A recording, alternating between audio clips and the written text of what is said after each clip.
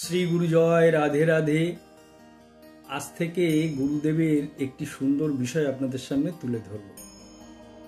তো এই বিষয়টা তুলে ধরার জন্য আমি বহুবার চেষ্টা করেছি, কিন্তু বারবার কোনো না কোনো কারণে আমি অসফল হয়েছি।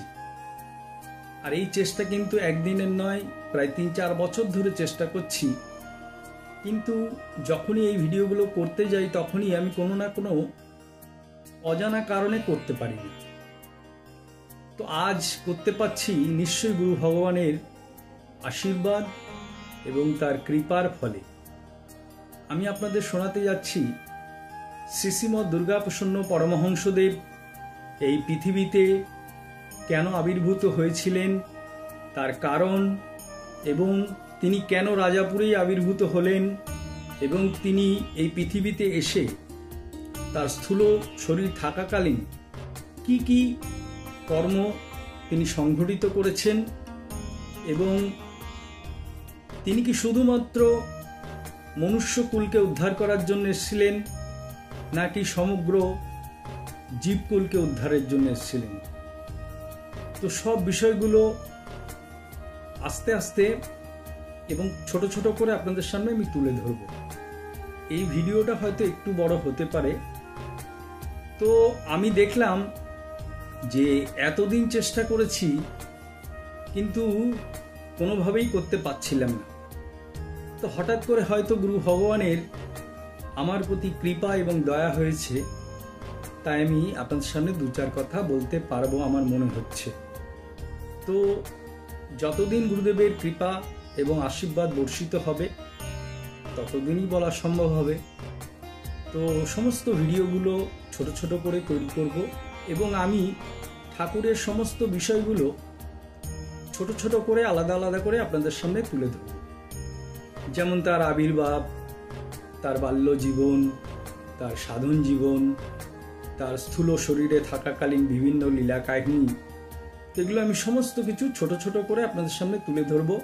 কারণ বর্তমানে সবার সময় কম হাতে, সকলেই খুব ব্যস্ত থাকেন, আর গুরু ভগবান সম্পর্কে পড়াশুনো করার সময়ও লোকের কাছে নেই, সকলেই খুব ব্যস্ত। তো আমি চেষ্টা করছি যে ঠাকুর সম্পর্কে আপনাদেরকে জানানোর। তো আপনাদের আরেকটি কথা বলি যে ঠাকুর সম্পর্কে এই যে কথা আপনাদের আমি বলছি, এই তথ্যগুলো কিন্তু আমি বহুদিন ধরে অনেক কষ্ট করে জোগাড় করেছি, এবং অবশ্যই ঠাকুরের আশীর্বাদে, কৃপাতে, এবং এগুলো কিন্তু শ্রীগুরুর সঙ্গের সমস্ত পত্র, পত্রিকা, বই, পত্র ইত্যাদি থেকেই সংগ্রহ করা। তো প্রত্যেকের কাছে অনুরোধ, যাদের ইচ্ছা আছে ঠাকুর সম্পর্কে শোনার, জানার, তারা পরপর ভিডিওগুলো দেখবেন এবং মন দিয়ে শুনবেন। কারণ সমস্ত ভিডিওগুলোর সঙ্গে একটা ভিডিওর সঙ্গে আরেকটা ভিডিওর কিন্তু অনেক সম্পর্ক আছে। তো ঠাকুর এই পৃথিবীতে এসেছিলেন, তার সমস্ত কর্মকাণ্ড, তার আসার কারণ আমি আগেই বলেছি, সব মানে আলাদা আলাদা করে আপনাদের সামনে আমি তুলে ধরব। তো আজ আমি আপনাদের শোনাবো শ্রী শ্রীমৎ দুর্গাপ্রসন্ন পরমহংসদেব অর্থাৎ আমাদের প্রাণের ঠাকুর কেন পৃথিবীতে আবির্ভূত হয়েছিলেন। তো আপনারা সকলেই জানেন যে বাংলা 1298 সালের 30শে কার্তিক রবিবার শুভ রাস পূর্ণিমাতে বাংলাদেশের বরিশাল জেলার বাখরগঞ্জ থানার অন্তর্গত রাজাপুরে শ্রী শ্রী ঠাকুরের আবির্ভাব ঘটেছিল। অনেকেই জন্ম হয়েছিল বলেন, কিন্তু তো প্রকৃতপক্ষে যারা অবতার পুরুষ হন তারা জন্মান না, তারা আবির্ভূত হন। তো এবার ঠাকুরের আবির্ভাবের কারণটা আমি আপনাদেরকে শোনাচ্ছি। তো শ্রী শ্রীমৎ দুর্গাপ্রসন্ন পরমহংসদেবের পিতা ছিলেন উমাচরণ চক্রবর্তী। এই রাজাপুরে উমাচরণ চক্রবর্তী যে গ্রামে থাকতেন সেখানে ব্রাহ্মণরাও থাকতেন, শূদ্ররাও থাকতেন, অন্যান্য সম্প্রদায়ের মানুষরাও থাকতেন, এবং মুসলিম সম্প্রদায়ের মানুষজনও থাকতেন। তো উমাচরণ চক্রবর্তী এত ভালো মানুষ ছিলেন, তো তিনি উচ্চমার্গের সাধক ছিলেন এবং মন্ত্রতন্ত্রতেও অত্যন্ত শক্তিশালী ছিলেন। তো শোনা যায় যে একবার একটি ভীমরুলে দেহ থেকে তার মস্তক আলাদা করে দেন এবং পরবর্তীতে মৃত্যু সঞ্জীবনী মন্ত্র দ্বারা তার দেহে তার মস্তক আবার তিনি জুড়ে দেন এবং ভীমরুলটাকে উড়িয়ে দেন। এবং এমন শোনা যায় তিনি নাকি জীবন্ত বাঘকেও দুধ খাওয়াতেন। তো তার সাধন ভজন এবং এই মন্ত্র শক্তি তো ছিলই, সঙ্গে ছিলেন তিনি জনদরদী, অর্থাৎ গ্রামের সমস্ত মানুষকে তিনি খুব ভালোবাসতেন। প্রত্যেকের বিপদে আপদে তিনি গিয়ে দাঁড়াতেন, তাদেরকে সাহায্য করতেন। এবং যখন তিনি সাহায্য করতেন তখন তিনি সমস্ত সম্প্রদায়ের মানুষকে সাহায্য করতেন। তো সেখানে হিন্দু, মুসলিম সমস্ত সম্প্রদায়ের মানুষরা থাকত।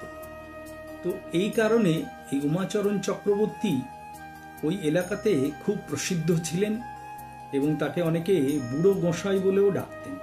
তো একটা সময় এমন এলো যখন মানুষকে জোর করে ধর্ম পরিবর্তন করা হচ্ছে, দাঙ্গা করা হচ্ছে, মানুষের প্রতি অত্যাচার করা হচ্ছে। তো এটা এমন একটা পর্যায়ে গিয়ে দাঁড়ালো, এই খ্রিস্টানদের যারা পাদ্রী ছিলেন তারা বিভিন্নভাবে মানুষকে ধর্ম পরিবর্তন করাচ্ছিলেন। তো সেই একটা এমন পরিস্থিতি এলো যে সেই পরিস্থিতিতে মানুষ আর শান্তিতে থাকতে পারছে না। তো তখন এই উমাচরণ চক্রবর্তী দেখলেন যে এই সমস্যার সমাধান একমাত্র ভগবানই করতে পারবেন, তিনি তো পারবেন না, তার দ্বারা তো সম্ভব না। তাই তিনি খুব চিন্তায় পড়লেন। অবশেষে তিনি কি করলেন, কাশীতে গেলেন এবং বাবা বিশ্বনাথের দরবারে তিনি কঠিন তপস্যা শুরু করলেন। এবং তার এই তপস্যা অত্যন্ত কঠিন ছিল। তো সেই তপস্যাতে একটা সময় গিয়ে বাবা বিশ্বনাথ তুষ্ট হলেন এবং উমাচরণকে দেখা দিলেন। বাবা বিশ্বনাথ উমাচরণ চক্রবর্তীকে বললেন বর চাইতে। তো উমাচরণ চক্রবর্তী এমন এক বর চাইলেন যা অসম্ভব। তিনি বললেন বাবা বিশ্বনাথকে তার সন্তান রূপে তিনি চান। তো এই কথা শুনে বাবা বিশ্বনাথ তো রাজি হলেন না, তিনি অন্তর্হিত হলেন। কিন্তু উমাচরণ চক্রবর্তী কিন্তু সেখান থেকে সরলেন না এবং তিনি আবার কঠিন তপস্যা শুরু করলেন এবং আবার বাবা বিশ্বনাথ তাকে দেখা দিলেন, বললেন বর চাইতে। তো তিনি ওই একই বর চাইছেন, তার ওই একই কথা যে আপনাকে আমার সন্তান রূপে চাই। তো এবার আর বাবা তার কথা ফেলতে পারলেন না, তথাস্তু বললেন, সঙ্গে জগৎ মাতাও আশীর্বাদ করলেন। তো এই ঘটনার প্রায় 1-1.5 বছর পরে উমাচরণ চক্রবর্তীর স্ত্রী অর্থাৎ আমাদের গুরুমাতা জন্ম দেন এক দেব শিশু। আর সেই দেব শিশুই হলেন আমাদের প্রাণের ঠাকুর, আমাদের হৃদয়ের ঠাকুর শ্রীশ্রীমৎ দুর্গাপ্রসন্ন পরমহংসদেব।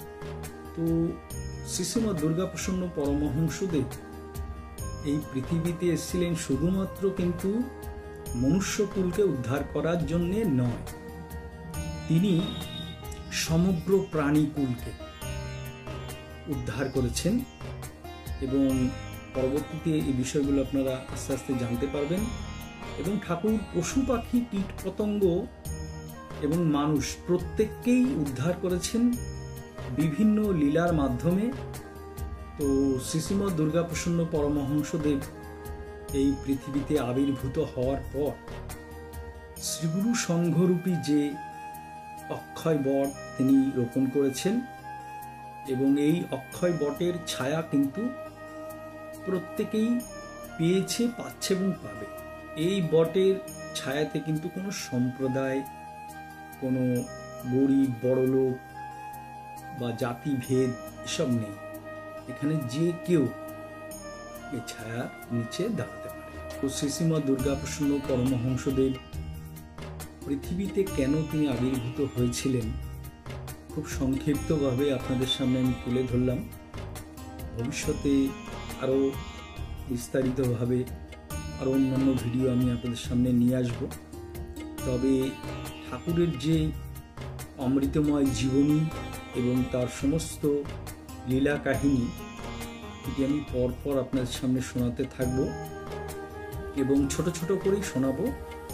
তো আজ আমি সংক্ষিপ্তভাবে ঠাকুরের আবির্ভাবের কথা আপনাদের শোনালাম। এর পরবর্তীতে আমি ঠাকুরের আবির্ভাব যখন ঘটেছিল তখন কেমন পরিবেশ ছিল এবং তার বাল্য জীবন কেমন ছিল, তিনি ছোটবেলায় কিভাবে পড়াশুনো করেছেন, সাধন ভজন কিভাবে শুরু করেছেন এবং তার বড় হয়ে সাধন জীবন কেমন ছিল এবং তিনি ভারতবর্ষের কোন কোন প্রান্তে গেছেন এই সাধন ভজন করতে, বা তিনি কিভাবে সারা ভারতবর্ষ ঘুরে বেরিয়েছেন এবং তিনি ভারতবর্ষের এবং বাংলাদেশের বিভিন্ন স্থানে যে আশ্রম প্রতিষ্ঠা করেছেন সেগুলো তিনি কিভাবে প্রতিষ্ঠিত করেছিলেন, তার সমস্ত ইতিহাস এবং এই যে লক্ষ লক্ষ শ্রীগুরু সঙ্গের যারা শিষ্য ভক্ত আছে তাদের বিষয়ে আমি আপনাদের শোনাবো এবং ঠাকুরের যে অমৃতময় লীলা, সমস্ত অপূর্ব লীলা কাহিনী আছে।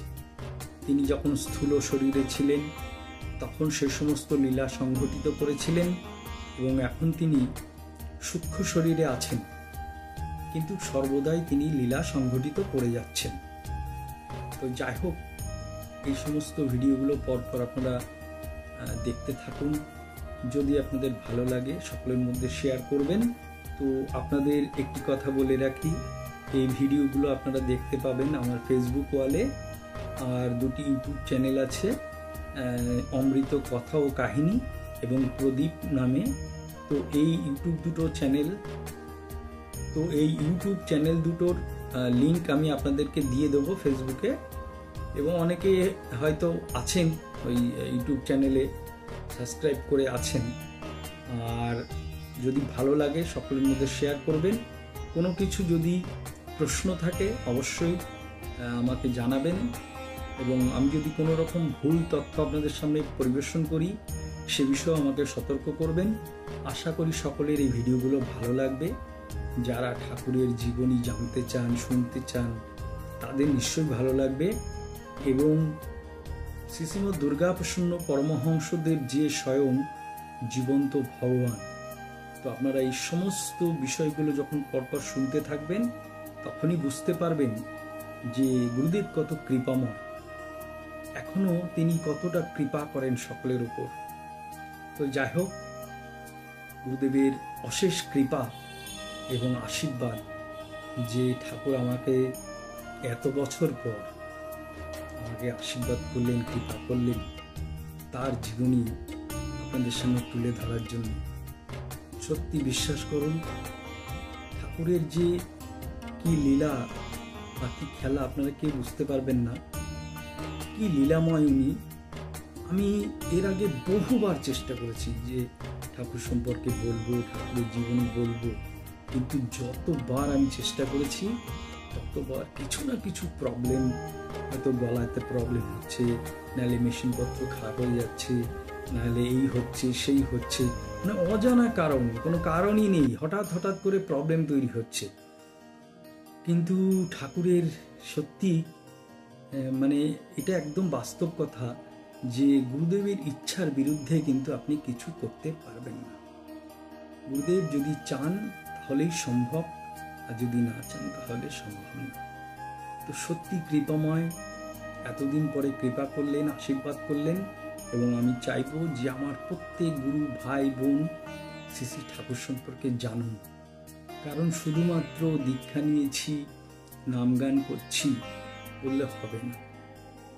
আমরা যে কোন গুরুর শ্রীচরণে ঠাঁই পেয়েছি, তিনি কে, এটা আগে জানা প্রয়োজন, অত্যন্ত প্রয়োজন।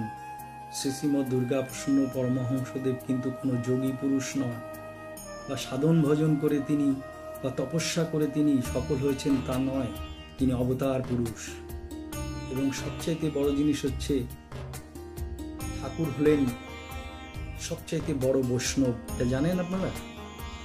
সেই বিষয়ে আমি একটি পুরো ভিডিও আপনাদের সামনে তুলে ধরব।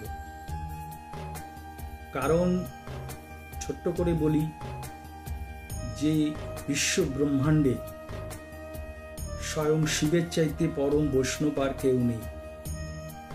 তো সেই শিবই হলেন শ্রী শ্রীমৎ দুর্গাপ্রসন্ন পরমহংসদেব, এবং এর একটা ইতিহাস অবশ্যই আছে। সেই ইতিহাস আপনাদের আমি তুলে ধরবো আপনাদের সামনে। তো যাই হোক, সঙ্গে থাকবেন, ভালো লাগলে সকলের সঙ্গে শেয়ার করবেন, এবং সকলকে বলবো গুরুদেবের সবসময় নাম গান করুন, এবং যে দীক্ষা মন্ত্র পেয়েছেন সেটি সঠিকভাবে প্রতিপালন করুন, এবং সর্বদাই মহামন্ত্র উচ্চারণ করুন, মহামন্ত্র পাঠ করুন। হরে কৃষ্ণ মহামন্ত্র ঠাকুরের সবচেয়ে প্রিয়, ঠাকুর আর কিচ্ছু চান না।